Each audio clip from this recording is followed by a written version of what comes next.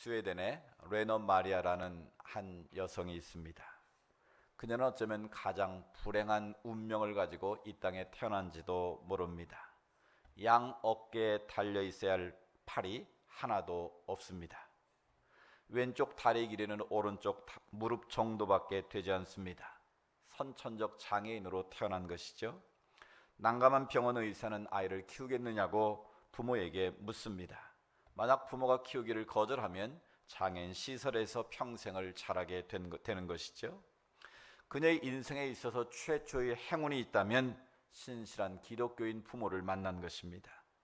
3일 만에 아이를 본 부모는 직접 키우겠다고 결심을 합니다. 그리고 그 딸을 집에 데려와서 매일매일 축복하고 기도하며 그 아이를 키우기 시작합니다. 비록 성장 과정이 힘들고 고통스러웠지만 결코 포기하지 않습니다. 시간이 지날수록 그녀에게 있어서 장애는 더 이상 불행이 아니라 하나님의 축복임을 깨우쳐 주었습니다. 그녀는 열정과 도전 정신으로 장애를 극복합니다. 온전한 것은 다리 한쪽뿐이지만 정상인보다 더 많은 것을 배웁니다. 십자수를 배우고 요리를 배우고 자동차 운전을 한쪽 다리로 하고 피아노를 칩니다. 3살 때부터는 수영을 배워서 세계 장애인 선수권 대회 스웨덴 대표 선수로 나가서 금메달을 무려 4개를 땄습니다. 음악을 전공해서 찬양대 지휘자로 봉사도 했고 전 세계를 순회하면서 아름다운 천상의 목소리로 하나님을 찬양하는 찬양 사역자의 삶을 살고 있습니다. 그래서 우리나라도 방문해서 아름다운 찬양을 하나님께 영광 드린 적도 있습니다. 세계 언론은 그녀의 목소리를 천상의 노래라고 격찬합니다. 운명에 묶여있기를 거부한 그녀는 건전한 청년과 결혼해서 행복한 인생을 누리고 있습니다. 그녀는 이 모든 것이 하나님 때문에 가능했다라고 고백합니다. 나에게 하나님과 나와의 관계가 가장 중요하다고 말합니다. 내 인생은 언제나 하나님이 책임지심을 믿는다고 그녀는 간증합니다. 레나 마리아는 누가 봐도 불행한 운명을 가지고 태어났지만 그것을 믿음으로 극복한 인간 승리의 주인공이 된 것이죠. 운명이라는 말을 사전적으로 찾아보면 인간을 지배하는 필연적이고 초월적인 힘이라고 말합니다. 또 그 힘으로 말미암아 생기는 길흉화복을 운명이다라고 정의합니다. 대부분의 사람들은 태어날 때부터 모든 것이 결정됐다고 믿습니다. 바로 운명론적 사고를 가지고 사는 것이죠.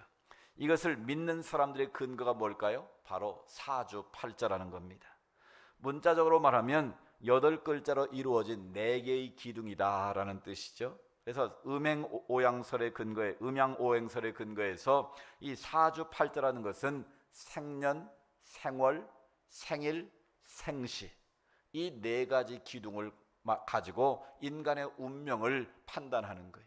또 그 4가지에서 이미 저와 여러분의 운명이 결정됐다고 믿는 거예요. 여러분 가운데도 예수 믿기 전에 사주팔자를 보신 분이 있는지 모르겠어요. 말은 안 해도 보신 분이 있을 거예요. 심지어 요즘도 정확한 통계는 모르겠는데 점집에 오는 30-40% 고객이 예수 믿는 사람이라 그러니까 예수를 믿어도 여전히 이 사주팔자에 의지하고 인간의 운명론을 믿는 안타까운 분들이 있다는 것을 입증하는 것이죠. 그래서 조선시대 세조라는 분이 사주를 모든 백성들이 쉽게 풀어서 알 수 있도록 하기 위해서 이 서거정이라는 당대 최고의 학자에게 사주팔자를 쉽게 풀어서 연구해서 발표를 하도록 했습니다. 근데 이 서거정인 사람이 굉장히 논리적이었던 것 같아요. 이 사주팔자는 12간지를 근거로 하지 않습니까? 그러니까 12가지 12간지를 조합을 했더니 전체 조합의 수가 나왔는데 그 당시 조선 인구가 몇 명이었냐면 약 1,500만 명이었어요. 그런데 12간지를 조합한 결과 그 통계적인 숫자가 51만 8,400수라는 걸 알았어요. 그러니까 51만 8,400가지 운명이 결정되어져 있다라는 거예요. 그러니까 조선의 숫자가 1,500만 명에 있으니까 적어도 통계학적으로 조선 땅에만 29명의 사주팔자가 똑같은 사람이 존재해야 된다라는 거예요. 이해되셨죠? 그러니까 적어도 30여 명의 사주팔자가 똑같은 사람이 나와야만 사주팔자를 우리가 믿을 수 있는 근거로 받아들일 수 있다라는 거예요. 그럼 참고적으로 우리나라 인구가 몇 명이에요? 약 5천만 명인데 약 5천만 명이면 여러분과 사주팔자가 같을 사람이 몇 명쯤 될 것 같습니까? 통계적으로 보면 100명 정도가 여러분의 사주팔자가 똑같아야 되는 거예요. 그 말은 여러분이 살아온 인생과 다른 나머지 99명의 인생의 길이 똑같아야 된다라는 것을 논리적으로 증명할 수 있어야 되는 거예요. 여러분, 이게 논리적으로 가능한 일입니까? 그래서 성종이라는 조선의 임금이 그 성 안에 자기와 사주팔자 같은 한 과부가 있다는 소문을 들었답니다. 그래서 궁금해서 그럼 그 여자는 어떻게 사주가 나고 똑같은 어떤 인생을 살았는지 알아보라고 그랬다는 거예요. 근데 재미있는 사실은 성종이 세자로 책봉될 때 그녀의 부모님이 돌아가셨고요, 성종이 왕으로 등극할 때 그 여자는 남편과 사별을 해서 과부가 됐더라는 거예요. 그래서 임금이 그 소식을 듣고 세상에 믿지 못할 건 사주팔자라고 개탄을 했다는 거예요. 그러니까 이처럼 이 사주팔자라는 것은 운명론에 근거한 그런 사주를 가지고 인생의 운명이 결정됐다고 믿는 거예요. 이미 조선시대부터 그것은 아무런 쓸모없는 거라고 판명이 되었지만 이 현대 과학문명이 발달한 이 시대에도 많은 사람들이 여전히 사주팔자를 보고 운명에 매여서 그 노예로 살고 있다는 거예요. 그래서 무슨 일을 하다가 안 되면 사람들이 자기도 모르게 뭐라고 그래요? 아이고 내 팔자야, 아이고 내 운명이야, 이렇게 자기 자신을 탓하고 한탄하는 안타까운 모습을 보게 되는 거예요. 또 어떤 경우는 자기 운명을 스스로 이제 개척할 수 없다라고 여기는 사람은 뭘 합니까? 좀 더 적극적으로 액션을 취하죠. 어딜 찾아가요? 점집이나 무당집에 찾아가는 거예요. 그래서 자기 사주팔자를 다시 한번 확인해보고 또 구술해서 돈을 내고 구술해서 자기에 붙어있는 그 귀신의 역사니까 그 귀신을 쫓으면 자신의 운명이 새로워질 수 있다고 믿고 수천만 원씩 수억 원씩 들여서 구술하는 아이러니가 벌어지고 있다는 거예요. 그런 참으로 이상한 세상 아니겠습니까? 이처럼 첨단 과학기술 문명 시대에 이루어지지도 않을 그 사주팔자에 자신의 운명을 맡기고 살아가는 불쌍한 인생들이 너무나 많다라는 거예요. 그러나 오늘 레노 마리아는 불행한 운명으로 태어났지만 그 운명을 극복했다는 것이죠. 그녀의 삶을 통해 운명의 노예로 사는 것이 얼마나 잘못된 것인가를 금방 알 수 있는 것이죠. 여러분, 운명은 그 운명의 노예가 되기로 결정하는 사람에게는 그 운명의 노예가 되는 거예요. 그러나 운명을 거부하고 운명을 개척하기로 결정하는 사람에게 그 사람에게 주어진 운명이라는 것은 아무런 의미가 없는 일이라는 거예요. 오늘 성경은 그것을 우리에게 다시 한번 보여주고 있습니다. 자신의 불행한 운명을 극복하고 새로운 하나님의 사람으로 거듭난 소경 바디메오 이야기를 오늘 성경은 들려주고 있습니다. 오늘 본문의 배경은 예수님께서 십자가를 지시려고 예루살렘으로 입성하기 직전에 있었던 일입니다. 그러니까 상적으로 보면 굉장히 분주하고 때로는 두려움과 염려와 근심 가운데 여러 가지로 어수선한 상황에서 이루어졌던 일임을 우리에게 소개하고 있습니다. 주님이 십자가를 지기서 지금 집중해도 부족할 판인데 맹인 바디메오의 눈을 뜨게 하셔서 그 인생을 운명을 바꾸시는 놀라운 역사를 우리에게 들려주고 있는 거예요. 이 바디메오라는 이름의 뜻을 우리가 먼저 살펴보면 바라는 말은 아들이란 뜻이에요. 바라는 말은 아들이란 뜻이고 디메오란 그러니까 디메오의 아들 바디메오 그런 이름인 거예요. 근데 보시오, 이 바디메오 운명은 어떤 사람입니까? 그는 태어날 때부터 앞을 보지 못하는 맹인입니다. 여러분, 앞을 보지 못한다는 게 얼마나 힘든 일인가? 여러분 경험하지 못해서 모르실 거예요. 제가 전에 이 장애 체험을 한번 한 적이 있는데요, 이 앞을 가리고 이 길을 걸어가는 이제 지팡이를 가지고 안내를 봐서 길을 걸어가는 거예요. 근데 여러분, 그게 쉬운 일일까요? 어려운 일일까요? 이건 정말 힘들고 고통스러운 일입니다. 내가 볼 수 있는 것을 보고 갈 수 있는 것을 내가 걸어서 갈 수 있다는 것은 정말 이건 축복 중에 축복인 거예요. 뭐 많은 장애가 있지만 이 앞을 보지 못하는 장애, 이거 참 고통스러운 일인 것 같아요. 요즘 국민일에 보면 듣지도 못하고 말도 못하고 이렇게 보지 못하는 그런 중복 장애인들에 대한 이야기가 나오고 있는데 정말 그들은 어둠의 빛에 갇혀서 절망된 인생을 사는 분들이 너무너무 많다는 거예요.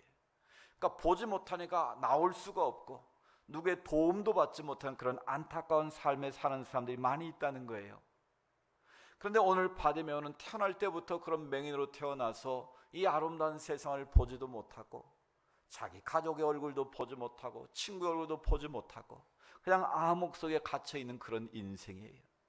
그러면 그 가족이 좀 부잣집에 태어났으면 그래도 먹고 사는 문제라도 해결됐을 텐데 뭘 하고 있다고요? 길거리에 앉아서 구걸하는 인생이라는 거예요. 누군가가 동전 한 입 던져주지 않으면 먹을 것조차 걱정해야 되는 그런 불행한 운명의 주인공으로 살고 있던 바디메오입니다. 그런데 어떻게 해서 바디메오의 운명이 바뀌었을까요? 어떻게 해서 그가 눈을 뜨게 되고 예수를 믿고 하나님의 자녀로 하나님께 영광 돌리는 축복의 통로가 될 수 있었느냐라는 거예요.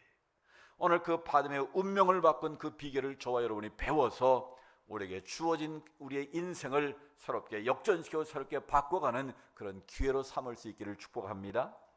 첫 번째로 바디메오는 주어진 기회를 붙잡았다는 거예요. 우리 같이 해볼까요? 기회를 붙잡자.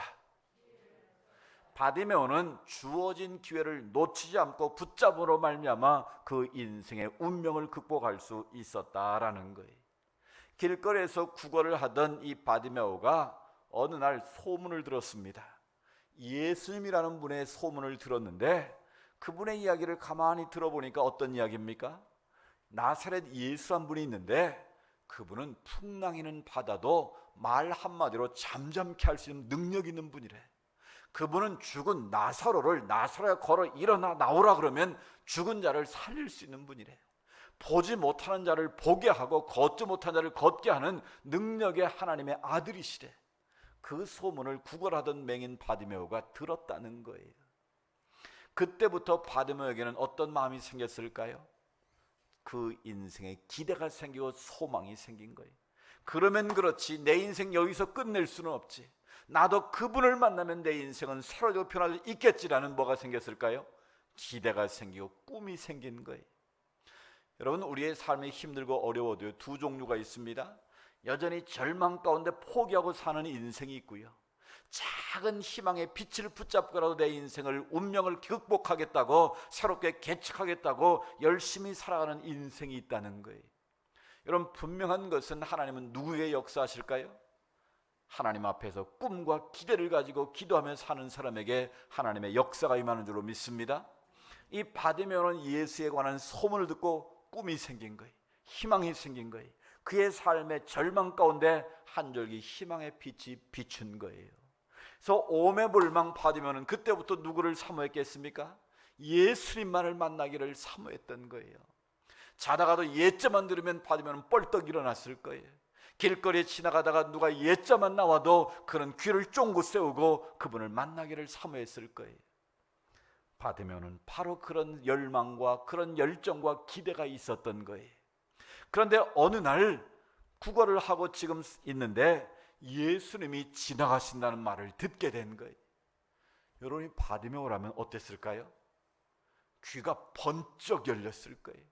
그토록 사모하던 예수님이 지금 내 앞으로 지나가신다고, 지금 주어진 기회를 놓치면 나는 평생 이렇게 살아갈 수밖에 없다는 그런 생각을 하면서 무슨 일이 있어도 내가 예수님을 붙잡아야지, 지나가시는 예수의 발걸음을 멈추게 해서 내가 이 운명을 극복해야지라는 열망이 있었다는 거예요. 그래서 바디메오는 어떻게 했습니까? 지나가는 예수님이 지나가는 소식을 듣고 다윗의 자손 예수여 나를 불쌍히 쏘라고 소리를 지르게 하시죠. 바로 바디메오는 지나가시는 예수님의 발걸음을 멈추게 하는 기회를 붙잡았다는 거예요. 그 기회를 붙잡음으로 말미암아 바디메오는 그 인생의 운명을 바뀌는 기회를 잡게 된 것이죠. 여러분, 오늘 본문 뒤에 삭개오 이야기가 또 등장을 합니다. 이 이야기가 계속 연결되는 데는 분명한 이유가 있다고 저는 믿습니다. 삭개오는 어떤 사람입니까? 세리장입니다. 그 당시에 세리장이라는 것은 오늘날은 국세청장쯤 된다고 생각하시면 되겠죠. 백성으로 세금을 거두어 가지고 로마에 바치는 일을 하는 거예요. 그러면 정한 세만큼 받으면 되는데 항상 더 받아서 자기가 어떻게 해요? 착복을 하는 거예요. 불의한 방법으로 그 세금을 더 받아서 자기의 재산을 축적하는 거예요. 그래서 당시 유대인들은 세리를 매국노라고 불렀습니다. 동족의 피를 빨아먹는 아주 나쁜 놈이라고 그 세리들을 다 비난을 하는 그런 시기였어요. 그래서 이 삭개오는 돈은 많이 벌고 재산은 많았지만 그 인생은 늘 공허했겠죠. 동족으로부터 인정받지 못하는데 그 인생에 무슨 의미가 있고 재미가 있겠습니까? 그런데 삭개오가 예수에 관한 소문을 들었습니다. 내 인생도 예수님 만나면 뭔가 새로워질 수 있겠구나. 그 기대와 열망이 삭개오의 마음에 생긴 거예요. 그래서 그날 예수님이 지나가신다는 소문을 삭개오도 역시 듣고 어디에 올라갔습니까? 우리 어렸을 때 뽕나무에 올라갔다고 배웠는데 이 이스라엘 지역은 뽕나무가 없습니다. 이 돌감람나무가 있어요. 돌감람나무에 올라간 거예요. 다른 사람들은 아무도 몰랐어요. 삭개오가 몰래 자기의 자존심, 염치 다 내려놓고 오직 예수를 만나고자 하는 열망으로 그 돌감람나무에 올라가서 숨어 있는 거예요. 그래서 예수님을 지켜보고 있는 거예요. 아무도 삭개오를 보지 못했지만 누구는 알아보셨을까요? 이미 예수님은 삭개오의 그 마음을 다 아셨어요. 그리고 지나가시다가 발걸음을 멈추고 돌감나무에 있는 삭개오를 부르십니다. 삭개오야, 내려오너라. 그런 삭개오가 어떻게 내려왔을까요? 천천히 내려왔을까요? 아마 나무에서 굴러 떨어지시 내려왔을 것 같아요. 주님이 나를 만나주셨다. 내 인생도 이제 새로워질 수 있다. 얼마나 기대와 감격으로 주님을 맞이했겠습니까? 그래서 주님을 자기 집으로 정성껏 모시죠. 그리고 잔치를 예수님을 최고로 대우하지 않았겠습니까? 그때 주님께서 삭개오에게 말씀하십니다. 오늘 구원이 내 집에 이르렀다. 너는 이제부터 아브라함의 자손이 되었다라고 그를 축복하시고 하나님의 친백성으로 삼아 주신 것이죠. 그래서 삭개오의 운명이 그때부터 바뀐 거예요. 그래서 바로 주님 앞에 결단합니다. 내가 불의한 방법으로 모은 재산 반을 뚝 잘라가지고 내가 가난한 자들에게 나눠주겠습니다. 그리고 불의한 방법으로 토색한 것 4분의 1을 내가 다시 되갚아 주겠습니다. 이런 주님을 만나면 이런 결단과 변화가 일어나는 거예요. 삭개오의 운명은 예수를 만나는 그 순간 자신의 과거의 삶을 청산하고 새로운 인생으로 바뀌게 된 줄로 믿습니다. 오늘 바디메오도 삭개오도 예수님을 만날 수 있는 그 기회를 붙잡음으로 말미암아 그 인생의 운명이 바뀐 것입니다. 마찬가지입니다. 오늘 저와 여러분에게도 주님이 지금 지나가고 계신지도 모릅니다. 지나가시는 주님의 발걸음을 멈추게 할 때, 그 기회를 붙잡을 때 우리의 인생은 새로워질 수 있다는 것을 기억하시기 바랍니다. 오늘 주어진 기회를 여러분 꼭 붙잡으시기 바랍니다. 이 영어 표현에 오늘이라는 단어를 프레젠트라고 말합니다. 이 프레젠트라는 말은 두 가지 의미가 있어요. 오늘, 현재라는 뜻이 있고 이 선물하다라는 뜻이 있는 거예요. 여기에 중요한 의미가 담겨 있다고 저는 믿습니다. 하나님은 오늘 저와 여러분에게 오늘이라는 선물을 똑같이 공평하게 주셨습니다. 그 주신 선물을 내가 기쁨으로 받고 하나님 앞에 아름답게 선용하면 그건 축복의 선물이 될 수 있지만, 그걸 선용하지 못하면, 그 기회를 놓쳐버리면 여전히 나는 옛날의 과거의 모습으로 살아갈 수밖에 없다는 거예요. 오늘 주님은 여러분에게 부어주신 그 기회를 붙잡기를 원하고 계십니다. 사단의 속임수는 뭘까요? 오늘 일을 내일 하라는 것이 사단이 우리를 꾀는 최고의 명제입니다. 오늘 하면 내일도 날이 있는데 내일 하면 되지 꼭 오늘 하려고 하느냐? 차차 해라, 천천히 해라, 나중에 해라. 이게 사단의 속임수, 여러분 꼭 기억하시기 바랍니다. 오늘이라는 이 선물을 여러분 붙잡을 때만, 그 선물을 잡을 때만 내 것이 될 수 있는 거예요. 그 선물을 받아야만 그 선물을 통해서 하나님의 역사가 이루어질 수 있다는 거예요. 사랑하는 여러분, 오늘 일을 내일로 미루지 마시기 바랍니다. 오늘이라는 이 주어진 선물을 내 것으로 붙잡고 만드시기 바랍니다. 바로 그럴 때 우리의 운명은 새롭게 변화될 수 있는 역사가 임할 줄로 믿습니다. 두 번째로 바디메오는 반대를 무릅쓰고 소리쳐 외쳤습니다. 두 번째 비결은 바로 소리쳐 외치는 거예요. 우리 운명을 바꾸는 비결은 하나님 앞에 소리쳐 외치는 거예요. 다윗의 자손 예수여, 나사렛 예수여, 나를 불쌍해달라고 소리쳤습니다.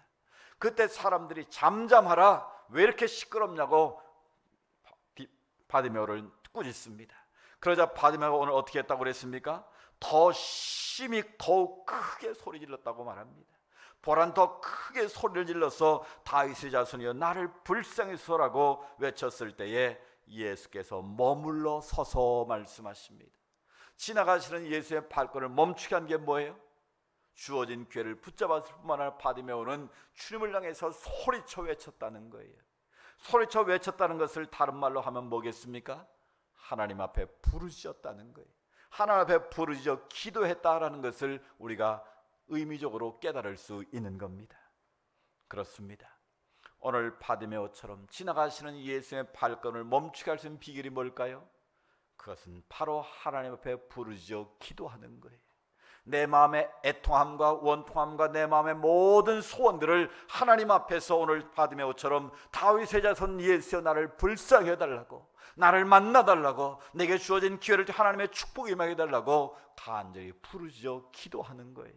그 기도가 우리의 운명을 바꾸고 우리 인생을 새롭게 만드는 줄로 믿습니다. 오늘 제가 예배 시작할 때 읽은 말씀처럼 이 일을 행하는 여호와 그 일을 지어 성천 여호와께서 말씀하십니다. 너는 내게 부르짖으라고 말씀하십니다.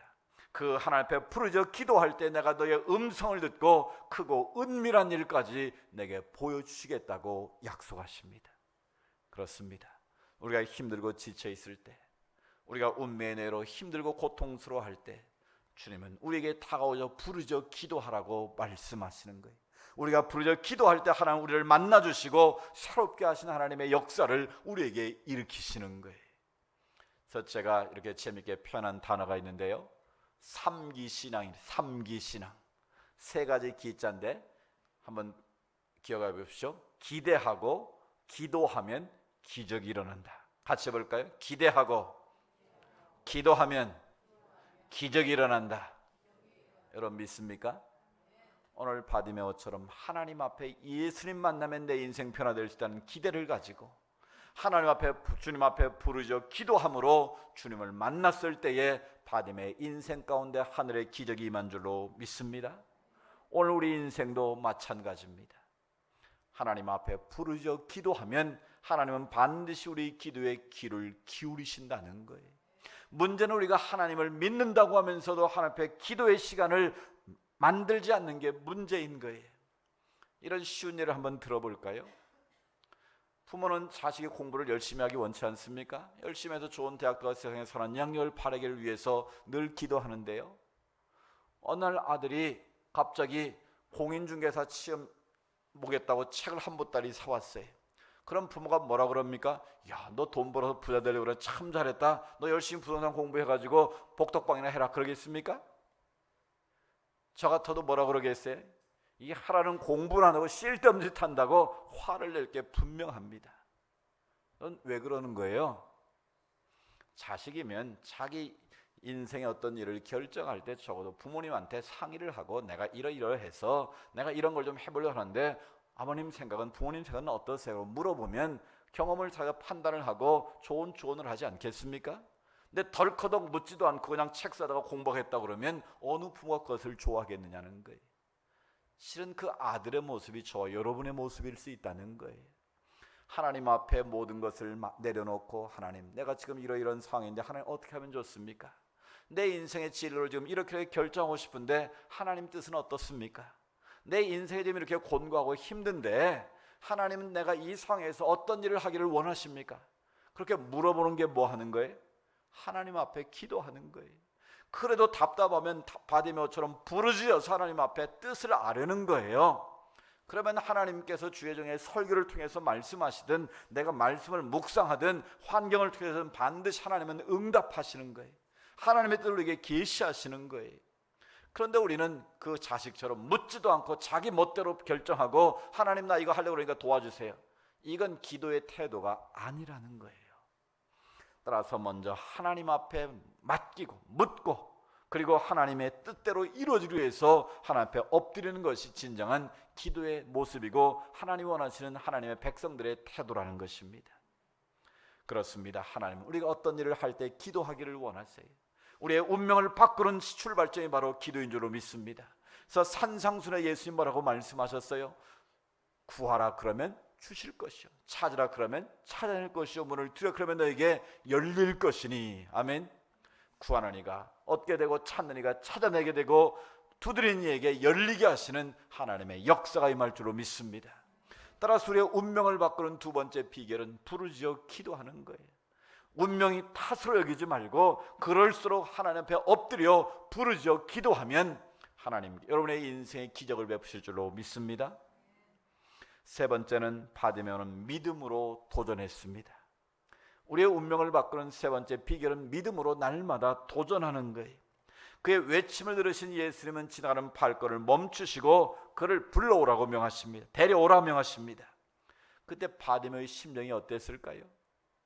지금까지 눈물로 기도하며 예자만 들어도 벌떡벌떡 일었던 그 바디메오가 예수님의 음성을 듣는 순간 얼마나 기뻤겠습니까? 한편으로는 두려움도 있었을 거예요.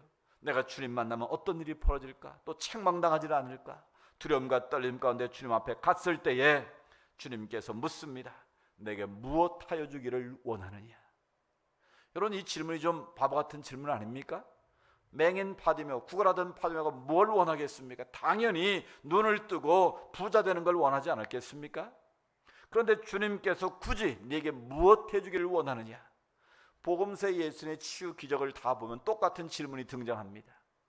날 때부터 걷지 못한 자, 맹인된 자, 보고 듣지 못한 자를 주님께서 치유하실 때에 내가 너에게 뭘 해주면 좋겠냐 꼭 물어보십니다. 그 이유가 무엇일까요? 그냥 고쳐주시면 되지 왜 그 질문을 하셨느냐라는 거예요. 그 질문에는 중요한 이유가 있습니다. 여러분 생각해 보세요. 평생을 앞을 보지 못하고 살던 사람, 운명의 노예로 살던 사람이 길거리에 나서 깡통 하나 들고 손만 내밀면 먹고 살 수는 있는 사람이에요. 그런데 만약 예수를 만나서 눈을 뜨는 순간 그 운명이 어떻게 될까요? 두려움이 엄습할 겁니다. 이게 좋은 일이 날 수도 있지만 잘못하면 내가 더 어려워질 수 있겠다라는 그런 생각을 할 수 있어요, 없어요? 오늘 바디메오는 어땠습니까? 그에게도 동일한 두려움이 있었을 거라는 거예요.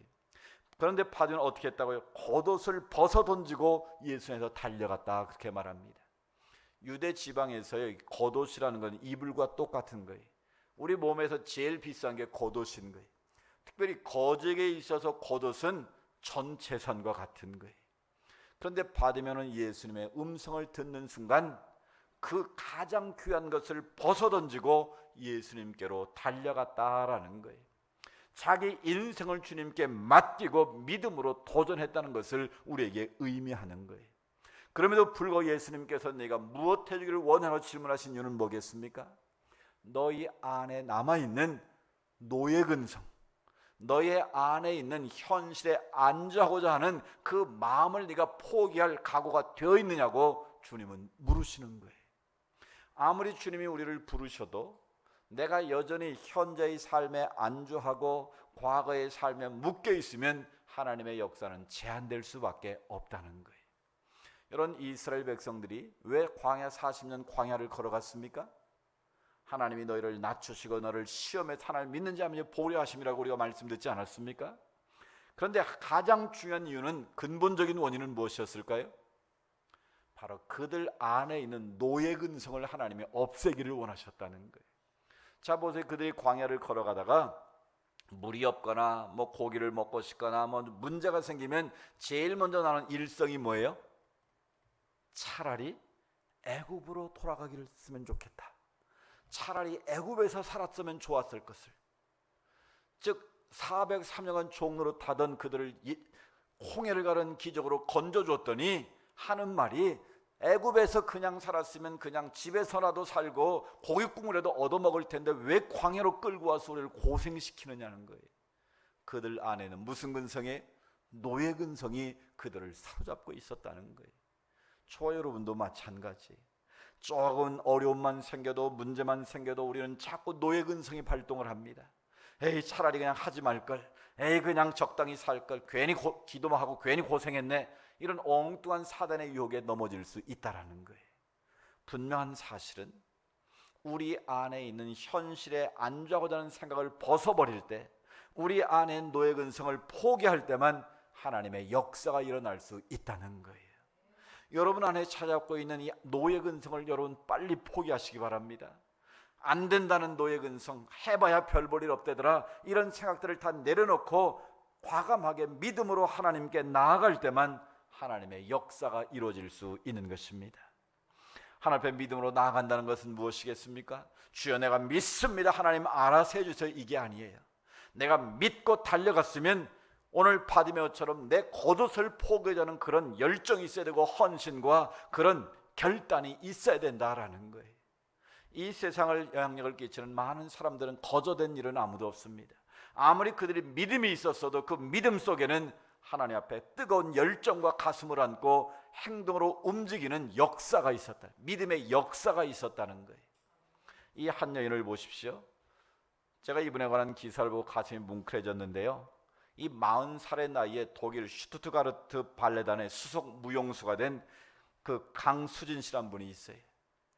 그분은 독일 최고의 무용의 명장으로 지칭을 받은 사람이에요. 우리로 말하면 그 뭐라 그럽니까? 인간 문화자가 된, 한국 사람이 독일 발레리나로서 최고의 영예를 얻게 된 분이에요. 이분의 별명은 강철나비예요. 여러분, 저렇게 날아올라서 멋진 춤을 추는 발레리나에 강철이라는 표현이 어울립니까? 왠지 앞뒤가 안 맞는 표현인 것 같습니다. 그런데 강철나비라고 부른 이유는 저런 자리에 오르기까지 강수진 씨의 피눈물 나는 훈련의 모습을 강철 같은 여인의 모습으로 비유를 한 거예요. 이 강수진 씨는 연습을 하루에 19시간씩 했다는 거예요. 그럼 몇 시간 잔 거예요? 3시간, 4시간을 자고 저 자리에 오를 때까지 피눈물 나는 훈련을 했다는 거예요. 너무 연습을 해서 발목에 이 골절을 입어가지고 이제 발레는 포기해야 된다, 너는 여기까지라고 그런 운명적인 선언을 받았는데도 나는 결코 포기할 수 없다, 1%의 가능만 있어 나는 도전한다. 그 결과 저런 최고의 자리에 오를 수 있었다는 거예요. 여러분, 저렇게 멋지게 날아오는 발레리나의 발을 한번 보십시오. 그 발을 보면 우리는 기절초풍할 수밖에 없습니다. 발을 보여주십시오. 사람의 발하고는 믿기 어려운, 여러분 얼마나 그 토슈즈를 신고 발끝으로 연습을 했으면 발이 저런 발이겠어요? 여러분, 그 발이라의 모습에 발이 저런 모습을 누가 상상이나 했겠습니까?